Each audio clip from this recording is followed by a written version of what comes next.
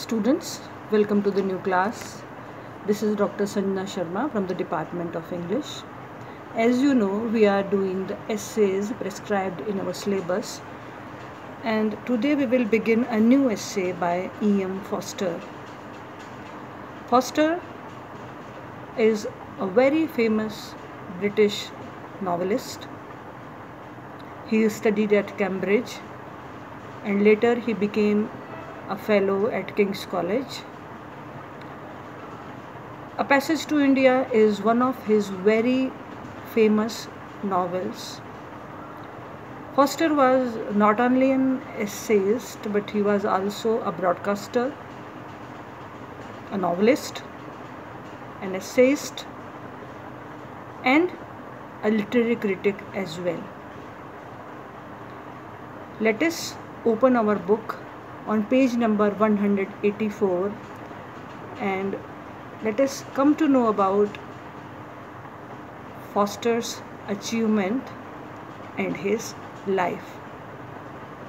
So come to page number 184 of your textbook. Edward Morgan Forster was educated at Cambridge and became a fellow of King's College. So he was a highly educated person. Forster established his reputation as a novelist with his popular novels Howard's End, A Passage to India, and The Longest Journey. He also wrote short stories and criticism. His aspects of the novel being one of the most referred to books on the technique of novel. Forster was also an essayist of distinction, a broadcaster, and a biographer. So, Forster has written not only essays, not only novels, but also biographies, and he has worked in the field of criticism as well. So, Forster is a very versatile author. Forster is an enlightened traditionalist. He is fully aware of the problems of the modern materialistic civilization. As one suffused with the spirit of the cultured middle-class liberalism of the Bloomsbury Group, Forster shows a consistently tolerant mind and outlook. Still, he exposes the seriousness of the problems as these have cropped up in the present day society. So, elaborately, Forster discusses the problem which the modern civilization faces due to the materialistic outlook of the people, and he gives suggestions and advices as well. Forster is a great advocate of harmonious human relationships. On the whole, we may say that though Forster is often sharply ironical, his faith in human values and his love of life are unshakable.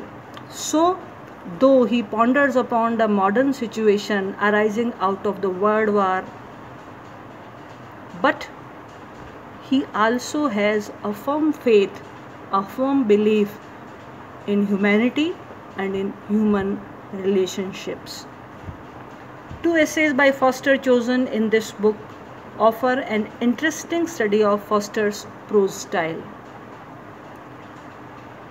My Wood is at once personal and universal. My Wood, the essay that is there in our syllabus, not only recounts the experiences of Forster, but its appeal is universal. Forster realizes his personal experience with the clarity which is the mark of the best type of scientific reporting. But here again, the essayist extends his dimension and reveals a mind deeply anxious to escape and eliminate a serious malady of modern life. So, in the essay, various types of point of views have been given by Foster.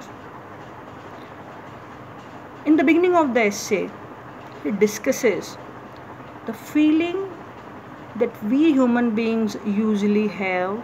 We want to possess more and more, and it leads to a sort of avarice. So he warns us against such feelings. Students, this much for today. From tomorrow onwards, we will begin the essay My Wood by Robert Frost. So I hope you have learned about Foster as an essayist, his prose style and his achievements. Tomorrow we will begin the textual analysis of the essay. So thank you very much. This much for today. Good day.